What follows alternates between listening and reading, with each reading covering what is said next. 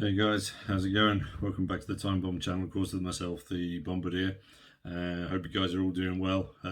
It's 30 degrees plus here in the UK, which for us is kind of abnormal, and most of us are cooking. So I apologise if we start sweating mid-video. Today we've got something a little bit more classic for you today. I say classic and refined in the sense that it's not a lump of steel or a lump of resin as type of the usual things that we feature. It is indeed from the house of Cartier. We're going to be looking at the Cartier Tank Anglaise. I think that the tank, alongside the Sub E and the Speed E, perhaps one of the all-time classics, and I think as well for many people that the tank represents the one and only rectangular watch ever, and Cartier have clearly marketed it with resounding success.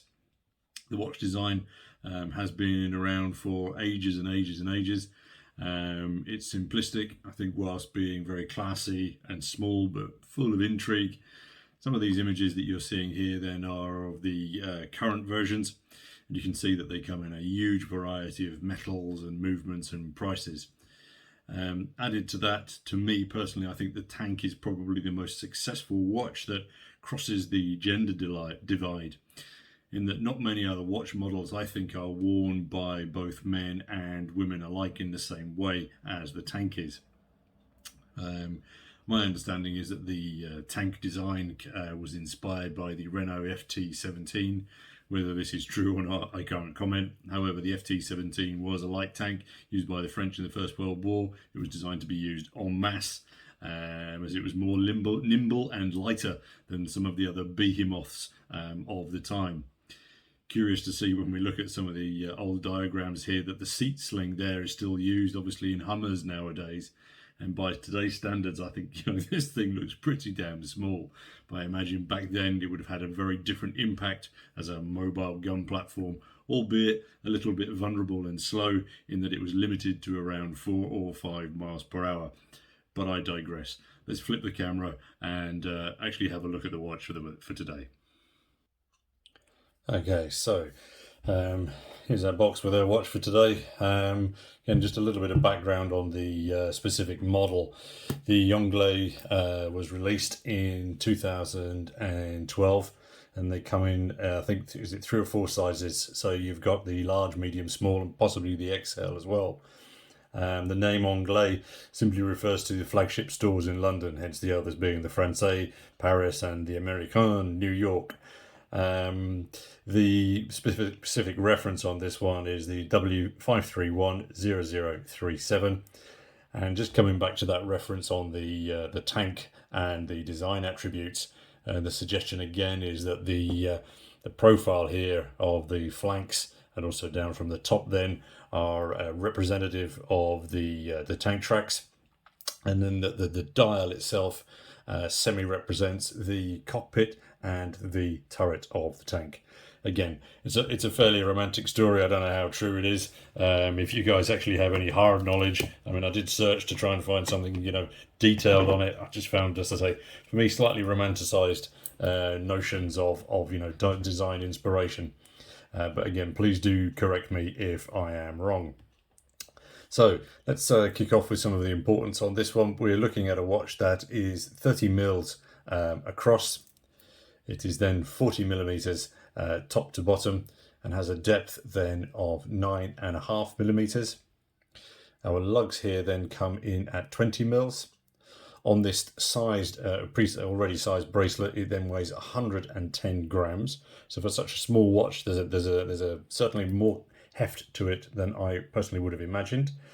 You've got a super clean sapphire up top. It unfortunately only comes with 30 meters worth of water resistance, but perhaps that's maybe in tune with the design rationale, that this is clearly a very dress watch as opposed to anything sporty. Again, another question that I was struggling to answer fully on this was whether the XL features the in-house movements and the others are using ETAs. It's a question that actually the new owner wasn't able to share with me either. Again, so please do feel to correct me if I'm wrong there. One of the key differences for the Anglaise in comparison to some of the other models is that the flanks of the watch are far chunkier and more rounded. And again, in comparison to other model versions, I think that these flanks, specifically from the top, seem to be a little bit more bloated. The curve of that case body as well is far more pronounced, which personally I think is a really very good thing indeed, because it will help that watch then just hug nicely and slip then slightly easier under your shirt sleeve cuffs. Of course, the other key difference with the Anglais is that it then, the right flank, if we can call it that, then incorporates the golden nonagon here, which basically then is your winder. It forms part of a two-part system to adjust both the date and time. You can see sitting up top there, we've got this blue sapphire, which differs again to the others, which I believe again is called the cabochon, where they have this protruding stone. This one is much flusher to the case body. The crown to me, though, is very, very fiddly and very, very fussy. Essentially, let me see if the camera can pick this up here. So between the nonagon and that little knurled crown there, you essentially need to get your fingernail underneath in order to pull it out into the one of two positions, obviously for your date and then time adjustment. For me, I don't like it. I find it incredibly fiddly. I tried it once or twice and I just felt I'm gonna, it feels very, very, very, very insecure. I'm not comfortable with it at all. I'm much more comfortable with crowns that I can pull out and really give a good fiddle on. The nonagon itself as a winding mechanism, that works really, really well. That's very, very nice. It's good to see it moving. You can also then, of course, position it so that it sits flush across the top there. And obviously the way that the colour matches with the bracelet there, I think as well, is very well done. But clearly my issues with the crown here are irrelevant, because clearly it works. Otherwise, so many people wouldn't be buying these watches. I think the other aspect of having that enclosed crown also is that at the top-down aspect, the crown semi disappears. So you get these much more smoother parallel lines, giving it a slightly more symmetrical aesthetic.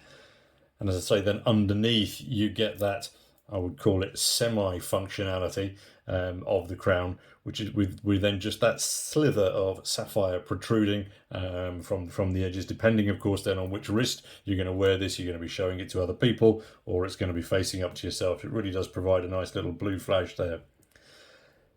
The dial, albeit not large, at actually only 20 mils across, features a lot of very, very detailed design work.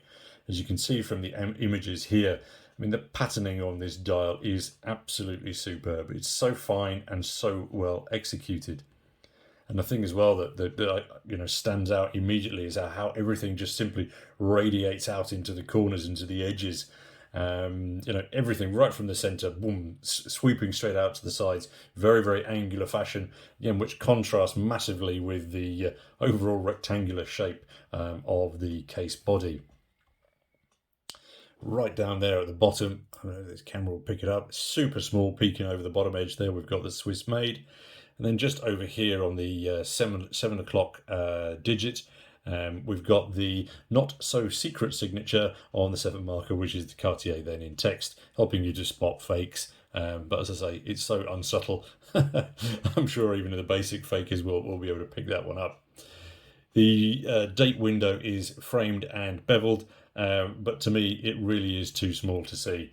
You take that watch a little bit further away and you automatically lose sight of the date. But I'm going to suggest that legibility of the date window and the watch itself are really not the focus of this watch. It's not a precision timekeeper. It's clearly much more of a statement piece, and it works as a consequence. The classic blue sort of sword hands are very, very clear, and there's no issues telling the time.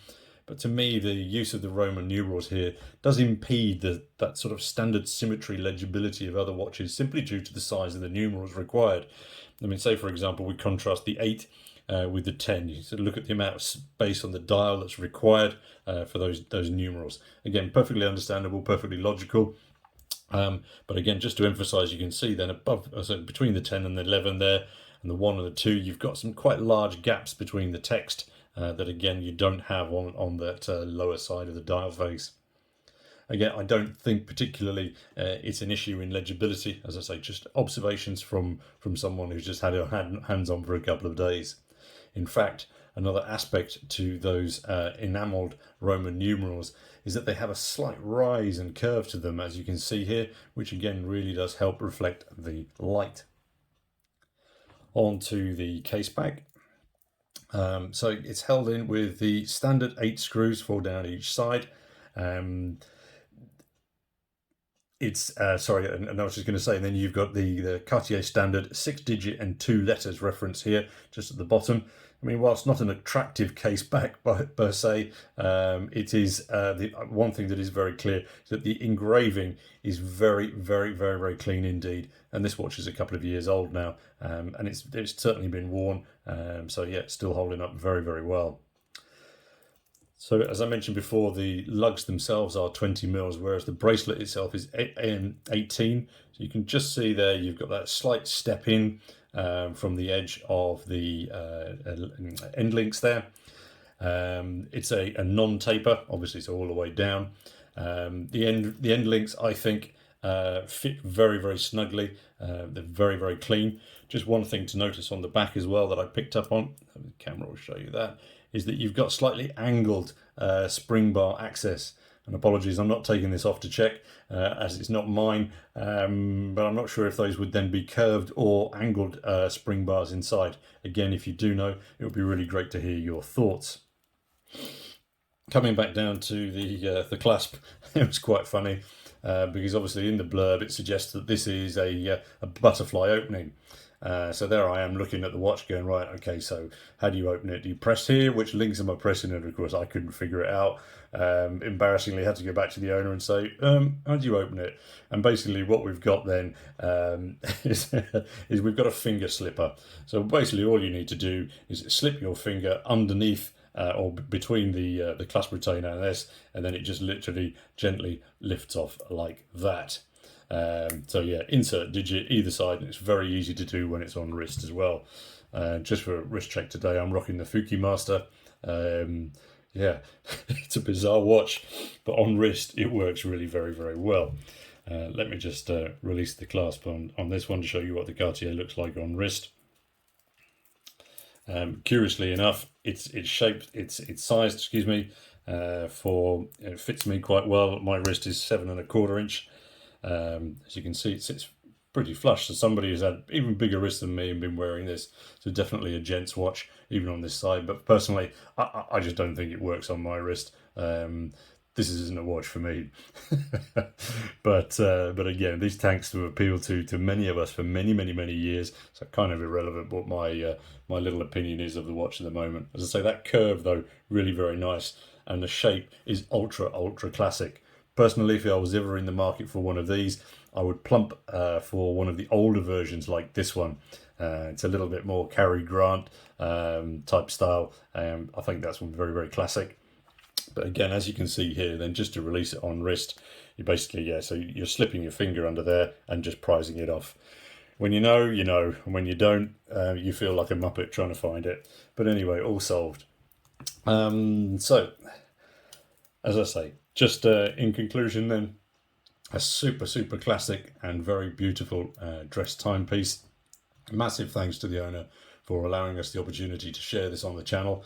It's actually my first up close and personal with a Cartier, and a thing that you know, whilst that perhaps I'm not in love with the watch, it doesn't prevent me from being very impressed with the finishing and the quality and attention to detail on this watch. And also it is a complete visual slap in the face, just being so quintessentially Cartier tank. Anyway, what do you guys think? If you own one of these, it would be great to hear your thoughts and experiences. And that's a wrap for today. And of course, until next time, this is your host, the Bombardier, signing off. Cheers.